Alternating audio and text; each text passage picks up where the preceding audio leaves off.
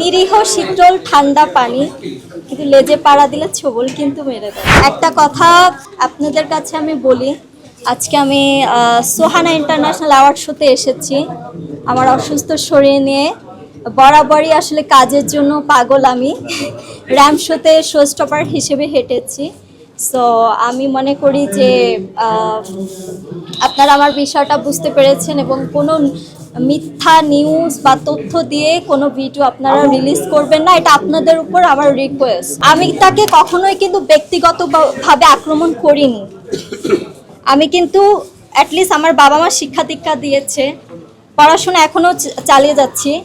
কথা বলার স্টাইল আসলে একজন এডুকেশন পার্সনের কথা বলার স্টাইল থাকে ডিফারেন্ট। সে যেভাবে কথা বলেছে আমার তো মনে হয় যে তার স্টাডি, তার ফ্যামিলি ব্যাকগ্রাউন্ড কেমন আমি জানি না। আচ্ছা, না বলি, কাউকে খাটো করার দরকার নাই।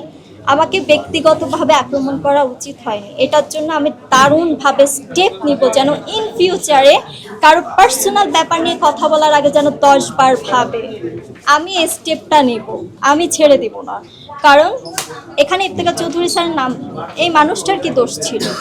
আমি দুইটা কথা বলেছি, আমাকে নিয়ে বলতে পারতো যে তুমি কি কাজ করো, তোমার কি।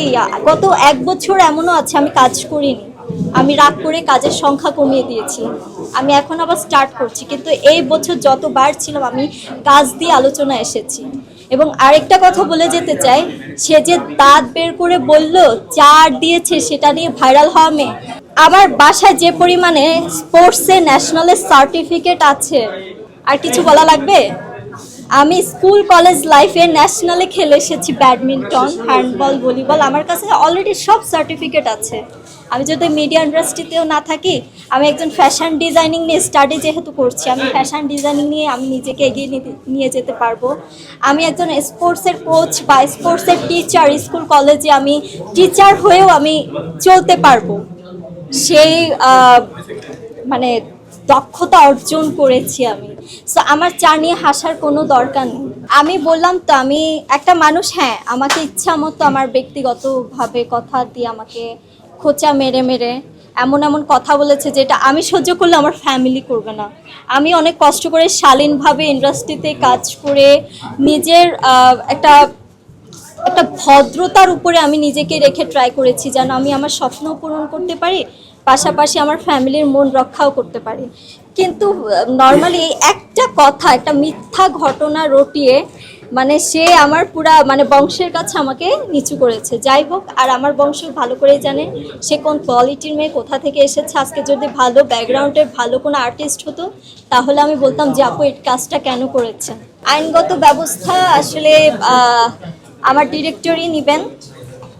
আসলে না, দিন শেষে মায়া হয়, কখনো কোনো মানুষের ক্ষতি করতে চায় না। হ্যাঁ, দিন শেষে কথা হচ্ছে কি যে তারও একটা সন্তান আছে, একটা সন্তানের মা।